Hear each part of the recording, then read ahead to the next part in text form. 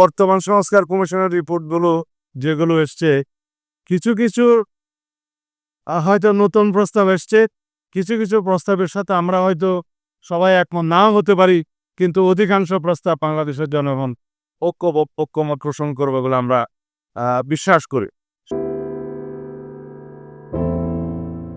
গণ অধিকার পরিষদ আয়োজিত ইফতার মার্কে সম্মানিত সভাপতি, উপস্থিত জাতীয় নেতৃবৃন্দ, সাংবাদিক বন্ধুগণ, আমন্ত্রিত রোজাদার মেহমান, আসসালামু আলাইকুম ওয়া রাহমাতুল্লাহ। আমাদের ইফতার মাহফিল সম্পর্কিত যে সমস্ত আলোচনা সবাই এখানে আমাদের আলেমে দ্বীন আছেন, নানারা করবেন। আমরা রাজনৈতিক দুই একটা কথা বলেই সময়ের সংক্ষিপ্ত বক্তব্য শেষ করব। বাংলাদেশের ইতিহাসে এই ভূখণ্ডে স্বাধীনতা প্রাপ্তির আগে থেকেই, এমনকি পাক ভারত উপমহাদেশের স্বাধীনতা সংগ্রামে ছাত্র আন্দোলনের ভূমিকায় ছিল প্রধান ভূমিকা। স্বাধীনতা সংগ্রামে, গণতান্ত্রিক অধিকার আদায়ের সংগ্রামে এবং মানুষের স্বাধিকারের সংগ্রামে সবসময় ছাত্র আন্দোলনের ভূমিকায় সবচেয়ে প্রাধান্য পেয়েছে এবং এটা ঐতিহাসিক গুরুত্ব অনেক।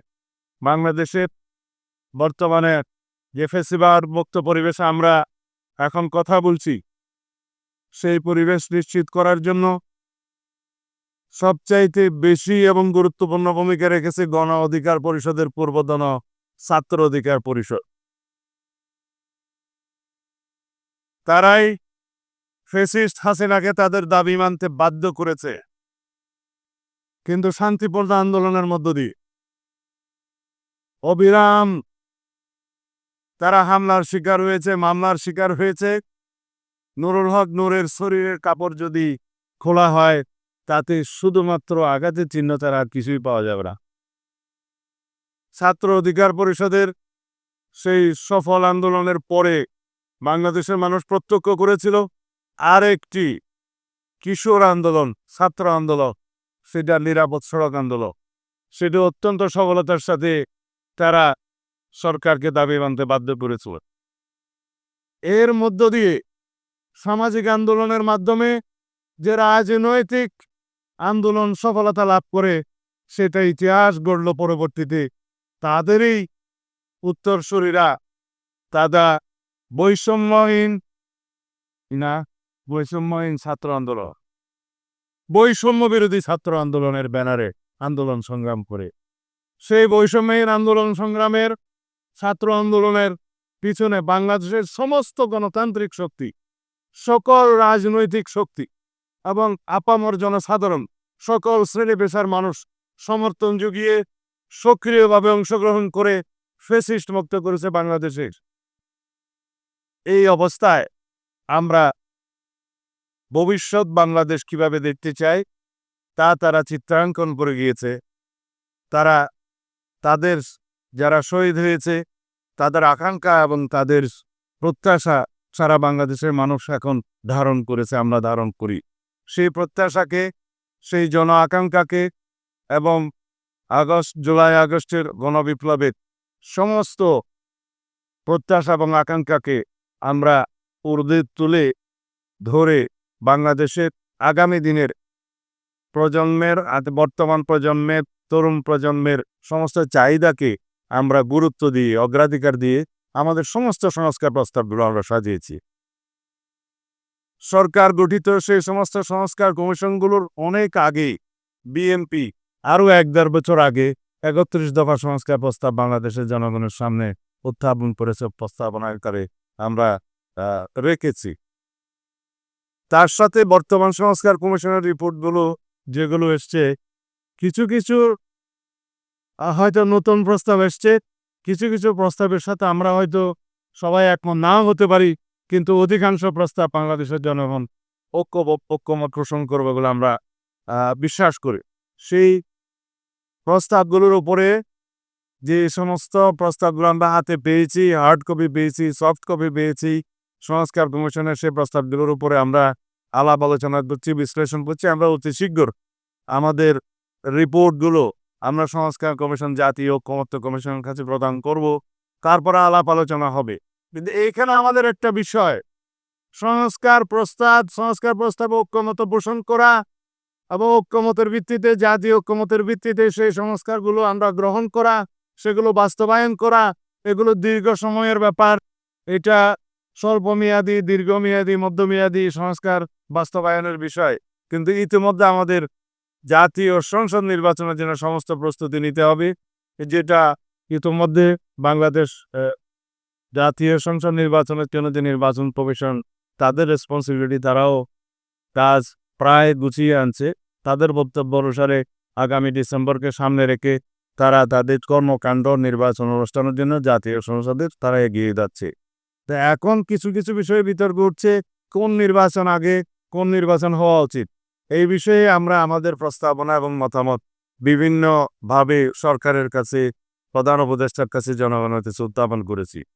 জুলাই গণ অভ্যুত্থানের আকাঙ্ক্ষা ছিল এই দেশে স্বৈরাচার মুক্ত হয়ে গণতান্ত্রিক শক্তিশালী একটি গণতান্ত্রিক রাষ্ট্র বিনির্মাণ করা, এবং জন আকাঙ্ক্ষাকে আমরা ধারণ করে সেই রকম একটি রাষ্ট্র বিনির্মাণ করা, যেখানে থাকবে না কোনো বৈষম্য, সাম্যের ভিত্তিতে একটি গণতান্ত্রিক এবং ন্যায় বিচারের বাংলাদেশ প্রতিষ্ঠিত হবে স্বাধীনতার ঘোষণাপত্রের চাহিদা অনুসারে, এবং বর্তমান প্রজন্মের চাহিদা অনুসারে, তাদের প্রত্যাশা অনুসারে একটি শক্তিশালী বৈষম্যহীন গণতান্ত্রিক রাষ্ট্র বিনির্মাণের জন্য তারা ব্যাপকভাবে সংস্কার চায়, এবং সেই সংস্কারের সাথে আমরাও একমত হব ইনশাআল্লাহ। যে সমস্ত সংস্কার জনকল্যাণমুখী হবে এবং দেশের জন্য কল্যাণকর হবে, এখানে কোনো সন্দেহ নাই।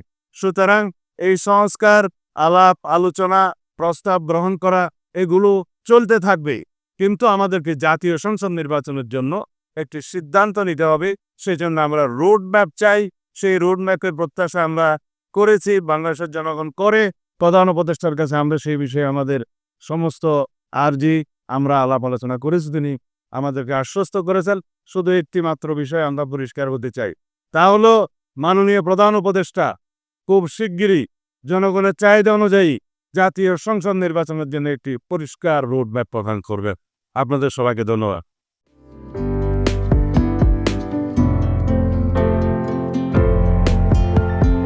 পহেলা জানুয়ারি 2025 ইউটিউব জার্নালিজমের অগ্রদূত changetv.press 6 বছর পেরিয়ে পা রাখল গর্বিত আমি অত্যন্ত আনন্দিত হলাম যে চেঞ্জ টিভি আগামী কয়েকদিনের মধ্যেই 6 বছর পূর্ণ করবে।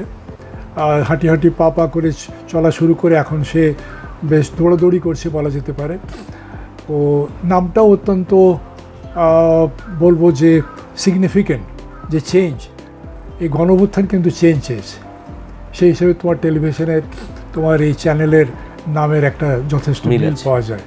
আমার প্রত্যাশা যে এই গণঅভ্যুত্থানের যে প্রত্যাশা, যে আশা আকাঙ্ক্ষা, চেঞ্জ টিভি সেটিকে এগিয়ে নিয়ে যাবে। তোমাকে শুভেচ্ছা। চেঞ্জ টিভি যারা সম্পৃক্ত আছেন, যারা কর্মী আছেন, সামনে পেছনে সকলকে আমার শুভেচ্ছা। changetv.press এক ফোঁটা হলুদও নেই।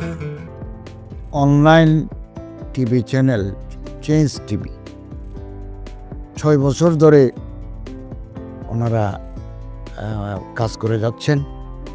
ইতিমধ্যে জনগণের হৃদয়ে স্থান করে নিয়েছেন। প্রায় 22 লাখ সাবস্ক্রাইবার আছে। আর যে কোনো অনুষ্ঠান 10 লাখের মতো মানুষ এটা প্রতিদিন মানুষ দেখে থাকে। আমিও এই চ্যানেল নিয়মিত দেখি।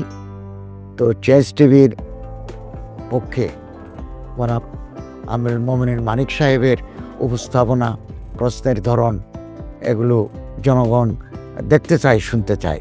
আমি চেঞ্জ টিভির উত্তরোত্তর সমৃদ্ধি কামনা করছি। changetv.press এক ফোঁটা হলুদও নেই।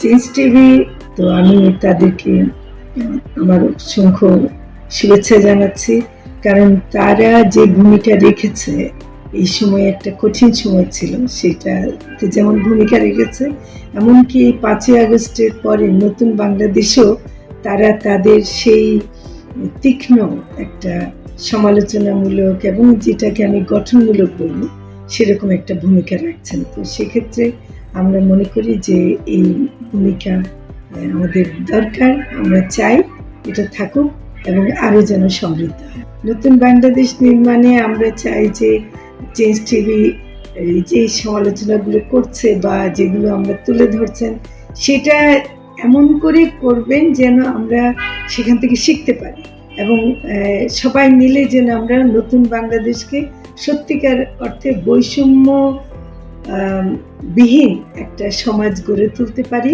সেটা আপনারা সহজ চেষ্টা করুন। changetv.press এক ফোঁটা হলুদও নেই। আগামী জানুয়ারি মাসের 1ম তারিখে আপনারা 6 বছর পূর্ণ করতে যাচ্ছেন। আপনাদেরকে শুভেচ্ছা জানাচ্ছি, আন্তরিক ধন্যবাদ জানাচ্ছি। আমি আশা করব চেঞ্জ টিভি অতীতে যে বলিষ্ঠ ভূমিকা পালন করেছে, আগামীতেও আপনারা সেই বলিষ্ঠ ভূমিকা পালন করবেন। আমি আমার এলডিপির পক্ষ থেকে, মুক্তিযোদ্ধাদের পক্ষ থেকে আপনাদেরকে আন্তরিক মোবারকবাদ জানাচ্ছি, শুভেচ্ছা জানাচ্ছি। আশা করি দিন দিন আপনারা উন্নতির শিখরে এগিয়ে যাবেন। ধন্যবাদ। changetv.press এক ফোঁটা হলুদও নেই। অতীত সরকারের আমলে 10 বছর আমি কোনো ব্যবসা করতে পারিনি। আমার ব্যবসা বন্ধ করার জন্য যত রকম দরকার সব কাজই করেছে, শুধু একটাই বাকি রেখেছে, আমি উঠিয়ে নিয়ে যাইনি। নয়া দিগন্তর মাধ্যমে যাদেরকে আমরা চেষ্টা করেছি সার্ভিস দেওয়ার জন্য, এরা আমাদের অনেকেই খোঁজখবর রেখেছে, ব্যস্ততার জন্য হয়তো দেখা সাক্ষাৎ হয় না, কিন্তু আমি একজনকেই পেয়েছি। তিনি হলেন চেঞ্জ টিভির আমিরুল মোমিন মানিক। উনি এক সময় দিগন্ততে ছিল, সেই হিসাবে আমাদের জানাশোনা ছিল। ওনার একটা ইন্টারভিউতে আমার খুব পছন্দ হয়েছে, সেজন্য আমি ওনাকে 10:30টার সময় ফোন করেছি। উনি উত্তরে বললেন, গলাটা খুব পরিচিত। প্রথমে হয়তো নামটা বুঝে সারেননি, আমার নামটা খেয়াল করতে, আমি সাথে সাথে নাম বলেছি এবং বলল যে 3 দিনের মধ্যে আপনার সাথে আমি দেখা করব। ওনার কমিটমেন্ট অনুযায়ী সেইভাবে এসছে এবং উনি বলছে আপনার যত দুঃখের কথা সব বলেন, আমি প্রচার করব। আমি সত্যি সত্যি ওনার কাছে খুবই কৃতজ্ঞ। আমার মনে যেসব ক্ষোভ আছে, যেসব দানা বেঁধে আছে, আমি কিছুটা হালকা হয়েছি ওনার সাহায্যে। আমি চেঞ্জ টিভির উত্তরোত্তর সমৃদ্ধি কামনা করি এবং ভবিষ্যতে যেন আমার মতো এখন নাম না জানা লোককে চেঞ্জ টিভির সামনে এনে তাকে যেন উদ্বুদ্ধ করে। changetv.press এক ফোঁটা হলুদও নেই।